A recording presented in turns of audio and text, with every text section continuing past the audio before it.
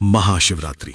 अक्सर कहा जाता है ये शिव और पार्वती के विवाह की रात है, लेकिन अगर सच जानना हो तो ये बात अधूरी नहीं, खतरनाक रूप से अधूरी है। क्योंकि ये वो रात है जब सृष्टि 3 बार टूटने से बची, जब एक ही समय पर शादी का मंगल गीत, मृत्यु का जहर और अहंकार को जलाने वाली आग तीनों एक साथ मौजूद थे। अगर आप ये कथा 16 फरवरी से पहले सुन रहे हैं तो इसे सिर्फ कहानी मत समझिए, ये चेतावनी है। कहानी तब की है जब ब्रह्मा और विष्णु दोनों स्वयं को सर्वोच्च मान बैठे थे। मैं रचयिता हूं, मैं पालन करता हूं, और इस अहंकार से ब्रह्मांड कांपने लगा।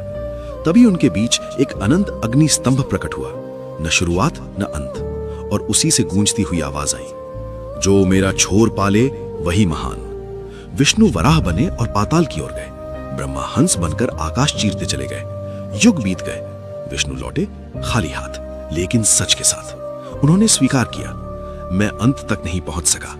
लेकिन ब्रह्मा लौटे झूठ लेकर, और उसी क्षण उस अग्नि से प्रकट हुए काल भैरव। झूठ बोलने वाला सिर वहीं गिरा। तब सब समझ गए, ये अग्नि कोई और नहीं, स्वयं शिव थे।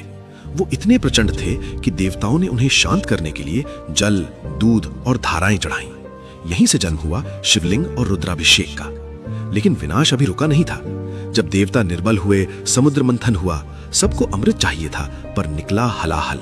जहर इतना भयानक कि तीनों लोक जलने लगे। और फिर एक बार फिर वही नीलकंठ आगे आए। उन्होंने जहर पिया, लेकिन निगला नहीं, कंठ में रोक लिया। उनका शरीर तपने लगा। देवताओं ने पूरी रात जल, दूध, बेलपत्र चढ़ाए। नींद ना आए इसलिए पूरी रात जागरण किया। यही कारण है कि महाशिवरात्रि पर हम आज भी जागते हैं। लेकिन ये रात सिर्फ भय की नहीं है। इसी अंधेरी रात में प्रेम ने भी जीत दर्ज की थी। जब सती के जाने के बाद शिव समाधि में चले गए थे, तब पार्वती ने हजारों वर्षों तक तप किया, और इसी महाशिवरात्रि की रात वैरागी फिर से दूल्हा बना। शिव और शक्ति एक हुए। तो इस 16 फरवरी जब आप शिवलिंग पर सिर्फ एक लोटा जल चढ़ाएं, याद रखिएगा, आप उस अग्नि को शांत कर रहे हैं, उस विष को ठंडा कर रहे हैं, और उस प्रेम को प्रणाम कर रहे हैं जिसने पूरी सृष्टि को बचाया।